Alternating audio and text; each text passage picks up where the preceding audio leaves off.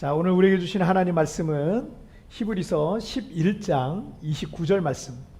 자, 히브리서 11장 29절. 신약성경 366페이지.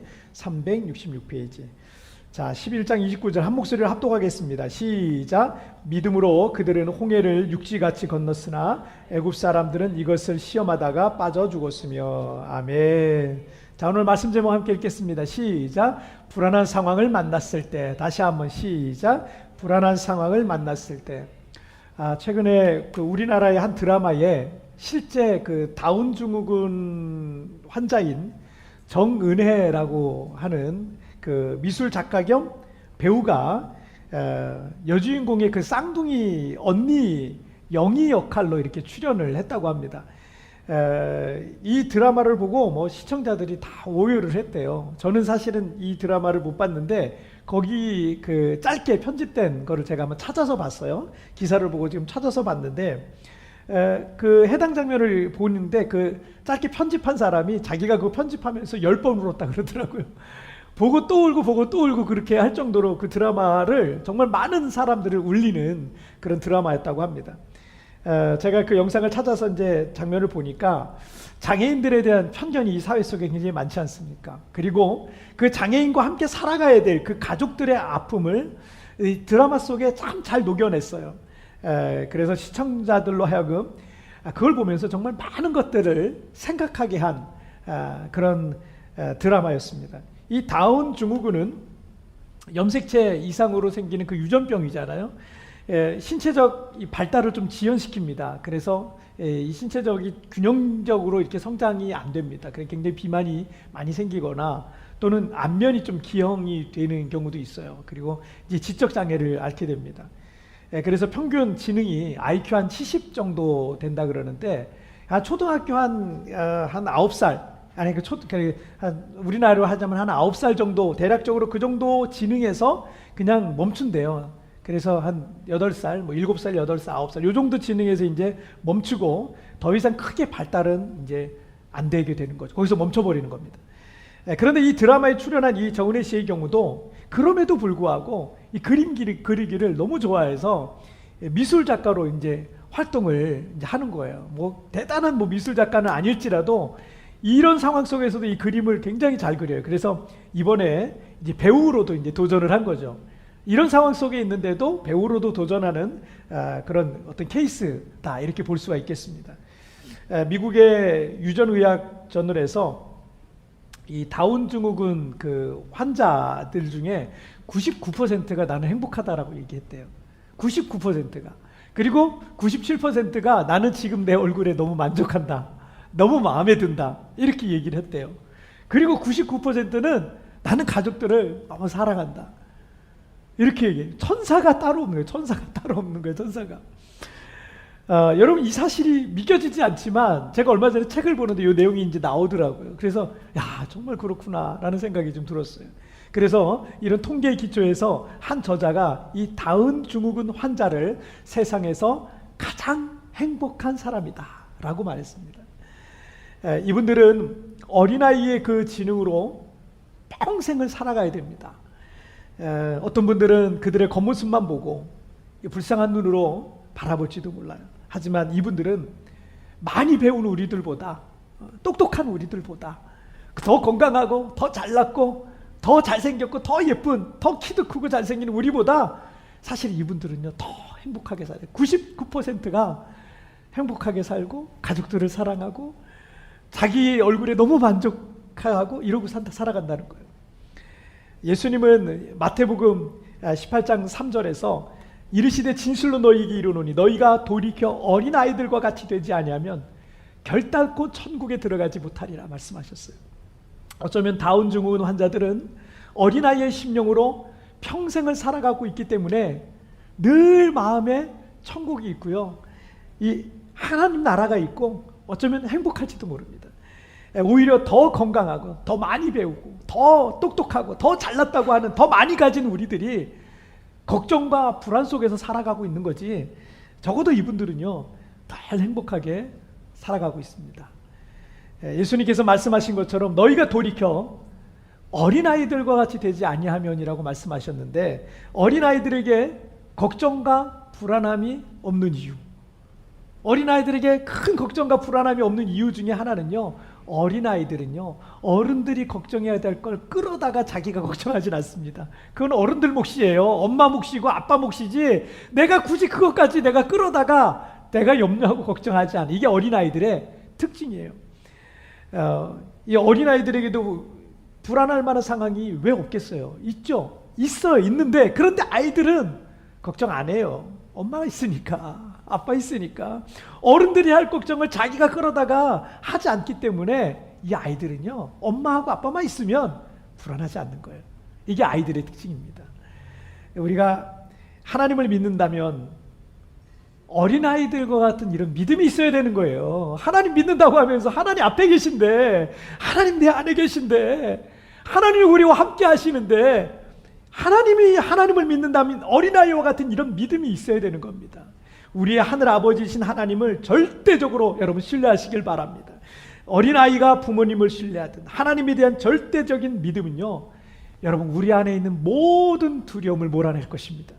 하지만 우리의 인생 속에는 분명 우리를 두렵게 하고 우리를 불안하게 할 만한 그런 상황들이 찾아오게 되고요, 우리는 그런 상황들을 만나게 될 거예요.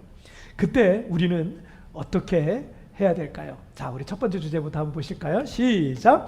믿음의 싸움에서 먼저 이겨라. 다시 한번 시작. 믿음의 싸움에서 먼저 이겨라. 자, 이스라엘 백성들이 430년간의 이 애굽의 속박에서 풀려나서 출애굽하게 됐습니다. 지도자인 모세를 따라 애굽을 빠져나와서 광야를 가로질러서 조상들에게, 아브라함과 이삭과 야곱에게, 그 조상들에게 약속하신 그 약속의 땅 가나안 땅을 향해서 가는 중이었어요. 자, 그런데 여러분 출애굽기 14장 2절 말씀을 한번 보실게요. 읽겠습니다. 시작. 이스라엘 자손에게 명령하여 돌이켜 바다와 믹돌 사이에 비아히롯 앞 곧 바알스온 맞은편 바닷가에 장막을 치게 하라. 자, 그런데 하나님께서 출애굽한 백성들을 분명히 구름 기둥과 불 기둥으로 인도해 가셨는데, 그들을 인도하시되 시내 반도의 건너편인 이 홍해 바로 앞에까지 데려가서 그 바닷가에다가 장막을 치게 하신 거예요.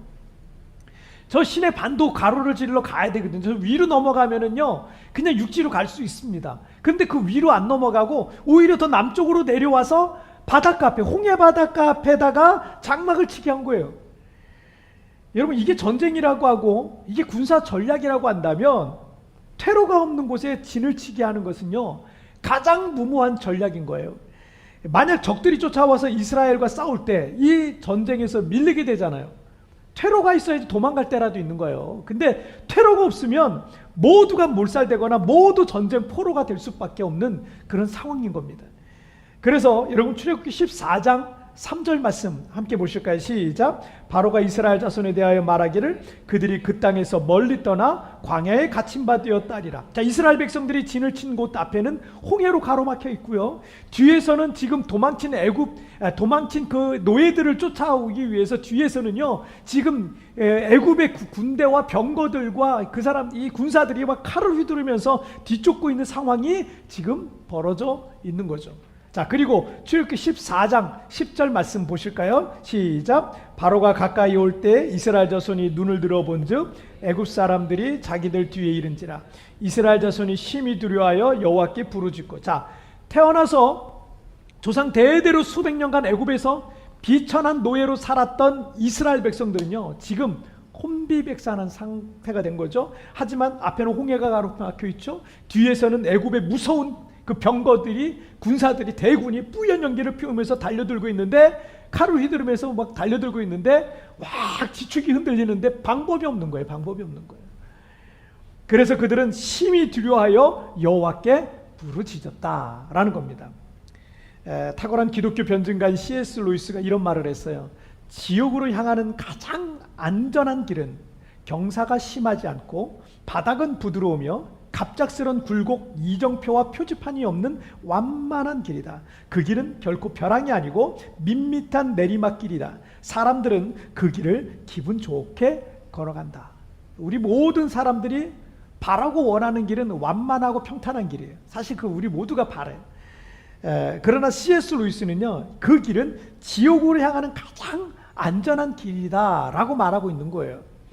때로는 하나님께서 우리에게 편하고 안락한 길이 아니라 험하고 좁은 길로 이끄실 때가 있어요. 하나님 이렇게 좀 해주시면 참 좋겠어요 그러는데 하나님은 좀 힘든 길로, 더 어려운 길로 이끄실 때가 사실은 있어요.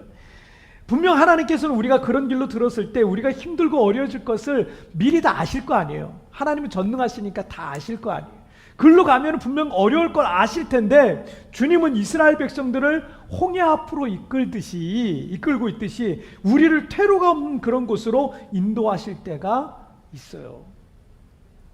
제가 한국에 있을 때 운동을 하려고 자전거를 한 대 구입했어요. 이 중랑천이 가까워가지고 자전거 도로가 워낙 잘 돼 있잖아요, 한국은. 그래서 저녁 먹고 이제 소화도 시킬 겸 자전거 끌고 나와서 30-40분 자전거 타다 들어가곤 했습니다. 근데 사실은 이 중랑천은 길이 되게 편해요. 다 평지니까 그렇게 어렵지도 않습니다. 길이 워낙 잘 돼 있습니다. 그때 저와 함께 사역하는 목사님들도 운동을 좀 해야겠다. 뱃살이 자꾸 나온다 그러면서 운동을 해야 되겠다. 자전거들을 다 하나씩 샀어요. 어느 날 저녁에 이제 혼자 자전거를 타고 가다가 다리 밑에서 잠시 쉬는데 이 동료 목사님도 자전거 타다 거기서 쉬고 있더라고요. 그런데 목사님이 저한테 그러는 거예요. 목사님, 저 이제 자전거 안 탈랍니다. 자전거 아무리 타도 배가 조금도 안 들어가요. 이러는 거예요. 아무리 타도 배가 하나도 안 들어간다는 거예요. 자전거 아예 안 타겠다는 거예요. 소용없다는 거예요. 그런데 제가 이제 세부에 와서 자전거를 탈 때 여기는 자전거 도로가 없으니까 산으로 올라가야 돼요. 산으로 올라가는데 평지에서 자전거 탈 때와는 비교가 안 돼요. 비교조차 할 수가 없어요. 이 심장하고 폐 주머니가 터질 것 같아요. 다리가요 막 이 근육들이 다 터질 것처럼 막 단단해지고요. 그리고 한국에서는 이 자전거 도로가 워낙 잘 돼 있으니까 자전거 30-40분 타도요 땀이요 거의 안 나요. 땀이 잘 안 납니다. 땀이 안 나는데 세부에서 자전거 끌고 산으로 한번 올라가니 땀을 한 바가지를 흘립니다. 정말 옷 전체가 다 젖어버립니다. 그러니 살도 빠지고 체력도 막 좋아졌던 경험을 제가 했었어요. 왜 하나님께서 이스라엘 백성들을 더 빠르고 편한 지름길로 인도하지 않으시고 퇴로마저 없는 위기와 시련의 장소로 그들을 이끄셨겠습니까? 그 이유가 뭐겠어요? 믿음의 훈련 때문이에요. 믿음의 훈련. 하나님께서 저를 세부로 보내시고 이 세부에서 처음에 오자마자 막 잘 되는 것 같더니만 한 2-3개월 지나면서부터 교회가 굉장히 어려움이 많았거든요. 정말 어려움이 많아서 제가 할 수 있는 게 아무것도 없더라고요. 뭐예요? 기도밖에 할 게 없더라고요. 엄청 엎드렸습니다. 1년 내내가 특별 기도예요. 1년 내내가 그냥 특별 기도했어요. 뭐예요? 믿음의 훈련입니다. 믿음의 훈련. 그게 돼야 나머지가 될 수 있는 거예요. 여러분, 그 믿음의 훈련 중에 첫 번째가 사실은 기도입니다. 그래서 여러분 출애굽기 14장 10절에서 이스라엘 자손이 심히 두려워하여 여호와께 부르짖었다라고 말씀하고 있잖아요. 이런 위기가 아니면 그들이 이런 불안할 만한 상황이 아니었으면 하나님께 부르짖기나 했겠습니까? 퇴로가 없으니까 기도밖에 할 수 없는 거예요. 퇴로가 없으니까. 그런데 그 기도가 믿음의 싸움인 거예요. 하나님을 얼마나 신뢰하느냐, 여러분 하나님을 얼마나 신뢰하느냐에 따라서 하나님의 신뢰의 깊이가 얼마나 되느냐에 따라서 여러분의 기도의 깊이가 달라져요. 하나님은 얼마나 철저하게 신뢰하느냐에 따라서 기도의 양과 질이 달라지게 돼 있어요. 일상기도라는 책에서 이 폴 밀러라는 분이 우리가 기도하지 않는 이유를 이렇게 말합니다. 시간과 돈과 재능만 있으면 뭐든 극복할 수 있다고 내심 확신하기 때문이다. 시간과 돈과 재능만 있으면, 힘만 있으면 다 할 수 있는데 뭐하러 기도해? 라고 생각한다는 거예요. 이런 생각을 갖고 있다면 지금 우리는요 심각하게 영적으로 병들어 있는 거예요. 아직 살만하다는 얘기죠. 아직 버틸만 하다는 얘기죠. 절박하지도 않고요 가난절하지도 않은 거예요. 그런데 내 인생에 퇴로가 없다고 생각해 보세요. 제가 여기 세부에 처음 왔을 때 전 퇴로가 없더라고요. 왜냐하면 한국에서 제가 잘하고 오겠습니다 하고 딱 왔는데 오자마자 막 큰 어려움들이 막 생기니까요. 그렇다고 제가 몇 개월 만에 제가 다시 가야 되겠어요. 이럴 수도 없는 거예요. 퇴로가 없었어요. 그냥 여기서 뭐 해야 돼요. 일단은 시작을 해야 돼요. 사역을 해야 됐어요. 그래서 막 계속 기도할 수밖에 없었어요. 여러분 인생에 퇴로가 없다고 생각해 보세요. 나를 도와줄 사람도 없고 또 해결할 방법도 없고 능력도 아무것도 없다면요. 그때부터는요. 기도밖에 없더라고요. 기도밖에. 믿음의 싸움 외에 내게 다른 무기는 없는 겁니다. 하나님께서 이스라엘 백성들을 출애굽시키신 이후에 첫 번째로 훈련하신 것이 바로 이 믿음의 싸움인 거예요. 이 믿음의 싸움에서 먼저 이겨야 다른 싸움도 이길 수 있기 때문에 이것을 먼저 훈련하는 거예요. 마음이 준비가 된 사람이요, 그래야 다른 싸움도 이기는 거예요. 지금 러시아와 우크라이나가 전쟁을 하고 있는데 우크라이나 국민들은요, 목숨을 걸고 조국을 지키려고 그렇게 싸우고 있어요. 막 여자분들도 나가서 막 싸우고 있어요. 하지만 이 침략자들인 러시아 군사들은요, 그냥 상부에서 명령 내렸으니까 그냥 가는 거예요. 사실 가기 싫은데 어쩔 수 없이 그냥 가는 거예요. 그러니까 어떻게 해요? 사자가 죽을 사자 아니에요. 필사적으로는 싸우지 않아요. 죽을 이유가 없는 거예요. 그러니까 압도적인 전력을 갖고 있음에도 불구하고 우크라이나를 쉽게 점령하지 못하고 있는 겁니다. 지금 오히려 우크라이나 군대보다 러시아 군사들이 훨씬 더 많이 사상을 입었다고 그럽니다. 지금 여러분에게 어떤 어려움이 있고 퇴로가 없다면 하나님께서 여러분을 믿음의 훈련장으로 초대하고 있는 겁니다. 이 믿음의 싸움부터 여러분 승리해야 돼요. 우리가 기도할 때 하나님께서 일하실 겁니다. 우리가 부르짖을 때 하나님께서 나를 대신해서 싸워주시는 것을 보게 될 겁니다. 우리가 기도할 때 내 힘과 능력으로 감당할 수 없는 그 문제들은 여러분 앞에 기도할 때 아무것도 아닌 것이 될 줄 믿습니다. 자, 우리 두 번째 주제 보실게요. 함께 읽겠습니다. 시작. 불신으로 삶을 낭비하지 말라. 다시 한번 시작. 삶을 낭비하지 말라. 자, 애굽의 바로 왕은 애굽의 모든 병거와 군대를 동원해서 출애굽한 이스라엘 백성들을 뒤쫓아 그들이 진을 치고 있는 이 홍해 바닷가 가까이에 다다랐습니다. 그 모습을 본 모든 이스라엘 백성들은요, 큰 공포와 혼란에 빠지게 되죠. 자, 출애굽기 14장 11절 함께 읽겠습니다. 시작. 그들이 또 모세에게 이르되 애굽에 매장지가 없어서 당신이 우리를 이끌어내어 이 광야에서 죽게 하느냐? 어찌하여 당신이 우리를 애굽에서 이끌어내어 우리에게 이같이 하느냐? 사람들은 어떤 어려움이라든지 큰 문제들이 벌어졌을 때 그 불안한 마음, 불안하잖아요. 그 불안한 마음을 해소하기 위해서 남 탓을 하는 경향이 있어요. 이게 사람이에요. 사실은 다 그래요. 그런 마음이 막 올라와요. 뉴욕 타임즈의 이 팀 크레이더라는 기자가 분노 포르노라는 말을 만들어냈어요. 이 말을 만들어냈는데 이 기자가 수많은 댓글들을 토대로 많은 현대인들이 누군가를 가해자로 몰아서 자신이 옳다는 느낌을 얻으려고 한다라고 했어요. 자, 이렇게 결론을 얻었어요. 현대인들이 인터넷 댓글이라든가 이거 막 너무 무섭게 달잖아요. 이 인터넷 댓글들을 통해서 자신은 아무런 책임 없이 다른 사람을 막 희생을 시키는 거예요. 희생을 시켜서 싸구려 쾌감을 맛보는 것이 마치 포르노와 유사하기 때문에 이거를 분노 포르노다라고 말했어요. 6월 1일에 우리나라 지방선거, 지난주에 우리 지방선거가 있었어요. 그런데 이 4년 전에 전국을 석권하면서 승리했던 한 정당이 이번에 좀 참패를 하게 됐다고 합니다. 그런데 그 정당의 이 대통령 후보 경선에 나왔던 한 정치인이 있는데 그 정당의 대표까지 했던 분이세요. 근데 이분이 그 참패의 원인을 분석을 했어요. 근데 이렇게 분석하는 기사를 뉴스에 올렸더라고요. 책임지지 않고 남 탓으로 돌리는 것, 그것이 아마도 국민들께 가장 질리는 정치 행태일 것이다. 땡땡당은 그 짓을 계속했다. 그러니 국민의 인내가 한계를 넘게 됐다. 국민의 실망과 분노가 누적됐다. 자, 그래서 4년 전 지방선거를 완전히 석권했던 정당이 이번엔 국민들로부터 외면을 받게 되었다라고 분석을 하신 거예요. 자, 어떤 어려운 상황에 몰리게 되면 자연스럽게 그 상황을 벗어나고자 남 탓을 하는 게 인간의 본심입니다. 그 죄성이에요, 죄성. 이거는요, 원죄예요, 원죄. 그러니까 아담과 하와 때부터 시작된 거예요. 아담과 하와가 선악과 따먹어서 하나님과 범죄했을 때 어떻게 했어요? 아담은 하와에게, 하와는 뱀에게 계속 그 책임을 전가했었습니다. 그런데 여러분, 남 탓하는 거 있잖아요. 시간 낭비예요. 시간 낭비고 결코 그 상황을 더 좋게 만들 수가 없어요. 도리어 서로의 감정만 더 상하고 분열되게 만들 뿐입니다. 가정에서도 없어져야 되는 것 중에 하나가 바로 이 남 탓이라는 거예요. 아빠 때문에, 엄마 때문에, 아내 때문에, 남편 때문에, 애들 때문에, 누구 때문에. 이런 가정은요, 다툼이 끊이질 않아요. 행복할 수가 없어요. 그 가정은요. 일이 벌어진 다음에 그러니까 내가 뭐라 그랬어 라고 말하는 거 이거 참 비겁한 거예요. 왜냐하면 정말 그렇게 중요한 문제였으면 여러분 어떤 일들 할 때 막았어야죠. 막았어야죠. 그렇게 정말 중요한 문제면 막았어야지.